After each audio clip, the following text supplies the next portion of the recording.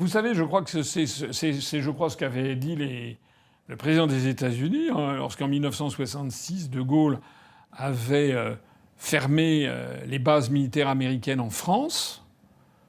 Les États-Unis avaient dit voilà, quand on me demande de m'en aller, je m'en vais. Voilà. C'est aussi simple que ça. Alors, salut cher ami, comment tu vas? J'espère que tout va très bien. Heureux de pouvoir échanger avec toi de vive voix. Ces propos que je viens de partager avec toi, tu t'en rappelles sûrement, s'inscrivaient dans le contexte de tensions qu'il y avait entre les autorités nigériennes et Macron, qui résistait, qui refusait de rappeler son ambassade et de faire partie les soldats français du Niger. Finalement, Macron a décidé de partir du Niger. Vous avez donc connaissance de cette décision. Et Nous le mettons fin à notre coopération militaire avec les autorités de fait du Niger, car elles ne veulent plus lutter contre le C'est terrorisme. donc la fin de la présence française militaire au Niger. Elle sera organisée dans le temps, dans les semaines à venir, mais c'est la fin de cette coopération. Parce que nous ne sommes pas là pour participer à la vie politique, pour être les otages en quelque sorte de putschistes. Mais je vais être très clair. On le voit déjà aujourd'hui au Mali. Quand? Ils vont rentrer de manière ordonnée dans les semaines et les mois qui viennent. Et là, nous concerterons avec les putschistes, parce que nous voulons que ça se fasse dans le calme. Mais d'ici la fin de l'année. Mais d'ici la fin de l'année. Et la date limite, en tout cas la date était claire, c'est la fin de cette année. Les soldats français allaient partir du Niger. Mais vers quel pays? Normalement, ça devait être donc dans leur propre pays, parce que ça fait quand même 2 fois de suite qu'ils ont été chassés. Donc du Niger, du Mali d'abord, du Burkina ensuite, et maintenant du Niger. Ils vont ensuite diriger leurs troupes vers le Tchad. C'est ce que nous venons d'apprendre. Et la réponse d'un homme politique, quand il a été interrogé sur le sujet, m'a beaucoup interpellé. Et nous allons donc écouter ce temps politique. Ensuite, nous discuterons donc de toujours, n'oubliez pas la leçon à tirer de tout ça dans le but d'être performant et excellent. Je compte sur toi pour aimer cette vidéo et la partager. Merci pour tes commentaires. Ça fait vraiment du bien de vous lire. Restez toujours concentrés sur l'objectif. Qu'est-ce que tout ce qui se passe nous enseigne pour avancer, bien sûr, dans nos vies personnelles comme professionnelles ou collectives. C'est toujours important de se poser les bonnes questions afin d'avancer. Allons donc en tout cas, écouter ce temps politique et nous discuterons donc ensuite. Reste donc à la fin, je compte sur toi pour que nous puissions donc ensemble discuter de ce sujet que je trouve d'une grande, grande utilité. Allons. Je vous pose la question, pensez-vous que la France va se redéployer au Tchad? La France ne devrait pas devenir un sans domicile fixe en déménageant d'un pays à un autre. Je crois que le véritable domicile des forces françaises, c'est ici à Paris.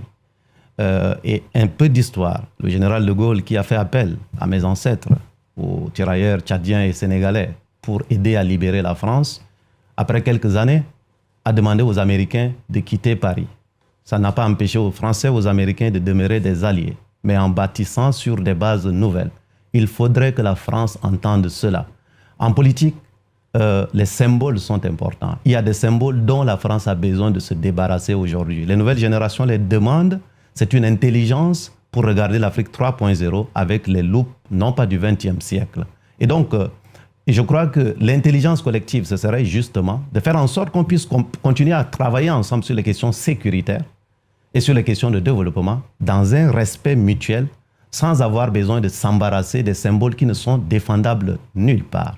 Et je crois que 1, 2, 3 et 4 et 5 et 6, ça donnerait l'impression que la France est en train d'être chassée un peu partout, alors que la France a les moyens d'anticiper, d'écouter.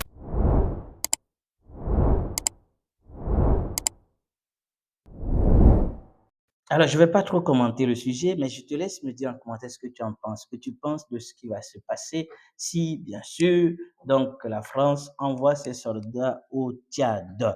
Qu'est-ce qui va se passer selon toi? D'une manière subtile, ce homme politique, candidat à la présidentielle, donc a dit et dit clairement que la France risque de se faire chasser du Tchad et qu'elle sera quelle grande sera-t-elle cette humiliation donc de la France, d'abord du Mali, du Burkina, du Niger maintenant et du Tchad.